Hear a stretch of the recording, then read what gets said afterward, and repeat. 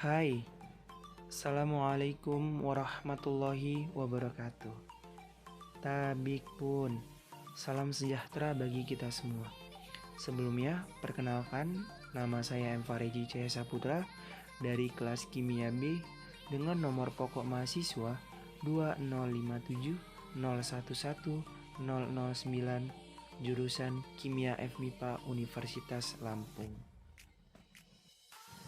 Di sini, saya akan menjelaskan apa itu demokrasi Indonesia. Sebelum itu, kita harus mengetahui pengertian dari demokrasi.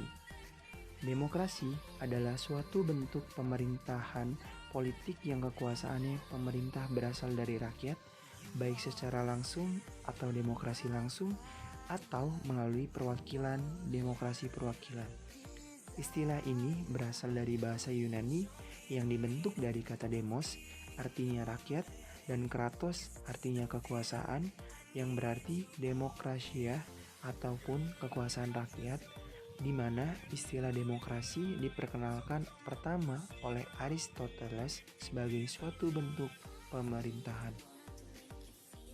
Selanjutnya, pilar demokrasi konstitusional Indonesia. Poin pertama, demokrasi berdasarkan ketuhanan yang Maha Esa.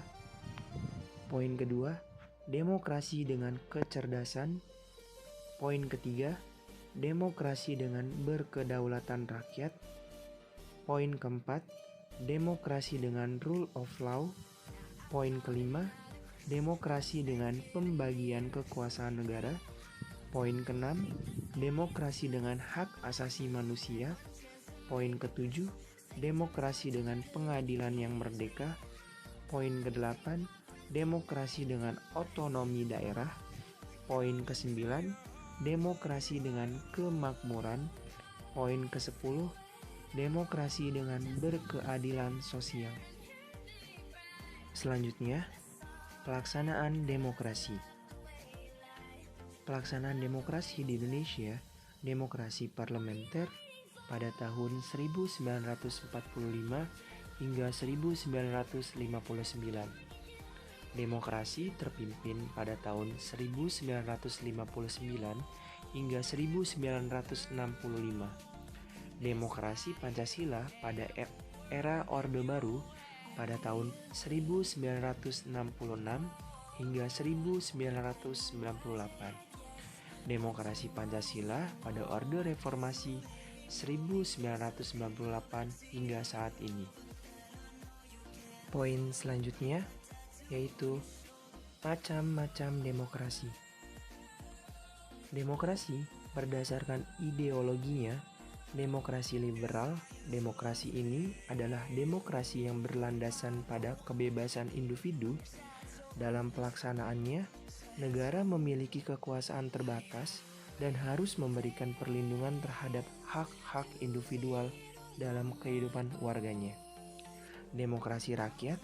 Demokrasi ini merupakan sistem demokrasi yang dijalankan berdasarkan paham sosialis atau komunisme, di mana kepentingan umum menjadi yang terpenting di atas kepentingan pribadi. Demokrasi Pancasila. Demokrasi ini adalah ideologi yang berlandasan kepada nilai-nilai Pancasila. Demokrasi parlementer. Demokrasi ini adalah salah satu yang menempatkan kedudukan dalam legislatif lebih tinggi daripada eksekutif. Kepala pemerintahan dipimpin oleh seorang Perdana Menteri. Demokrasi terpimpin. Demokrasi ini adalah sistem demokrasi di mana seluruh keputusan berpusat pada pemimpin negara yang menjabat saat itu. Demokrasi era reformasi. Demokrasi ini adalah demokrasi yang tetap berpegang teguh pada Pancasila sebagai ideologi negara. Sebagai bukti bahwa demokrasi di Indonesia masih kokoh, sistem demokrasi ini juga diterapkan dalam kehidupan sehari-hari. Poin selanjutnya yaitu fungsi demokrasi. Fungsi dari demokrasi, poin pertama yaitu 1. Sistem politik yang memberikan kekuatan untuk memilih pemimpin khususnya pemimpin rakyat, dan pemerintahan secara bebas serta adil dalam pemilihan umum. 2. Memberikan kebebasan bagi individu sebagai warga negara untuk dapat aktif berpartisipasi di dalam politik dan sebagai warga negara. 3. Memberikan perlindungan kepada hak asasi pada warga negara. Yang keempat, menghasilkan sebuah aturan yang berlaku kepada semua warga negara tanpa ada pandang bulu. Materi selanjutnya yaitu terkait perkembangan pemilu di Indonesia. Pelaksanaan demokrasi di Indonesia pada periode 1949 hingga 1959, periode kedua, pemerintahan negara Indonesia merdeka berlangsung dalam rentang waktu antara tahun 1949 sampai 1959. Pada periode ini terjadi 2 kali pergantian Undang-Undang Dasar.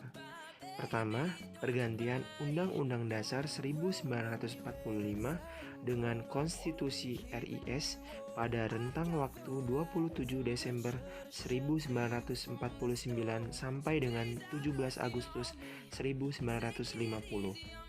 Dalam rentang waktu ini, bentuk negara kita berubah dari kesatuan menjadi serikat. Sistem pemerintahan juga berubah dari presidensil menjadi kuasi parlementer.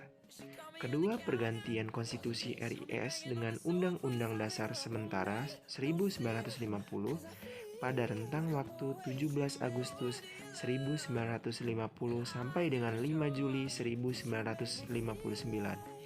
Periode pemerintahan ini, bentuk negara kembali berubah menjadi negara kesatuan dan sistem pemerintahan menganut sistem parlementer. Dengan demikian, dapat disimpulkan bahwa pada periode 1949 sampai dengan 1959, negara kita menganut demokrasi parlementer. Selanjutnya, masuk ke dalam pembahasan pelaksanaan demokrasi di Indonesia pada periode tahun 1959 hingga 1965. Kinerja Dewan Konstituante yang berlarut-larut membawa Indonesia ke dalam persoalan politik yang sangat pelik. Negara dilingkupi oleh kondisi yang serba tidak pasti, karena landasan konstitusional tidak mempunyai kekuatan hukum yang tetap. Karena hanya bersifat sementara, selain itu juga, situasi seperti ini memberi pengaruh yang besar terhadap situasi keamanan nasional yang sudah membahayakan persatuan dan kesatuan nasional. Pembahasan selanjutnya mengenai pelaksanaan demokrasi di Indonesia pada periode 1965 hingga 1998. Visi utama pemerintahan Orde Baru adalah melaksanakan Pancasila dan Undang-Undang Dasar Negara Republik Indonesia tahun 1945 secara murni dan konsekuen, sebagai kritik terhadap Orde Lama yang dianggap telah menyimpang dari Pancasila. Era baru dalam pemerintahan yang kemudian dikenal sebagai Orde Baru dimulai setelah melalui masa transisi yang singkat, yaitu antara tahun 1966 hingga 1968.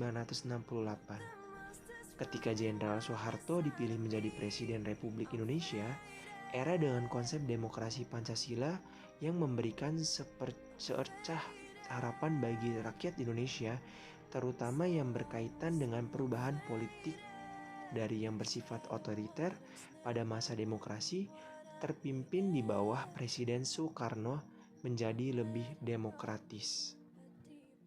Pembahasan selanjutnya mengenai pelaksanaan demokrasi di Indonesia pada periode tahun 1998 hingga sekarang. Demokrasi yang diterapkan pada era reformasi ini adalah demokrasi Pancasila. Setahun kemudian, yaitu pada tanggal 7 Juni 1999, dilaksanakan pemilihan umum yang demokratis. Pertama, pemilu yang dilaksanakan jauh lebih demokratis dari yang sebelumnya. Sistem pemilu yang terus berkembang memberikan jalan bagi rakyat untuk menggunakan hak politiknya dalam pemilu. Bahkan, puncaknya pada tahun 2004, rakyat bisa langsung memilih wakilnya di lembaga legislatif dan presiden atau wakil presiden pun dipilih secara langsung. Sekian penyampaian pembahasan terkait demokrasi dari saya. Kurang lebihnya saya mohon maaf. Wabillahi taufiq wal hidayah. Wassalamualaikum warahmatullahi wabarakatuh. Jangan lupa like, comment, share, subscribe, dan nyalakan lonceng notifikasinya. Terima kasih teman-teman. Dah.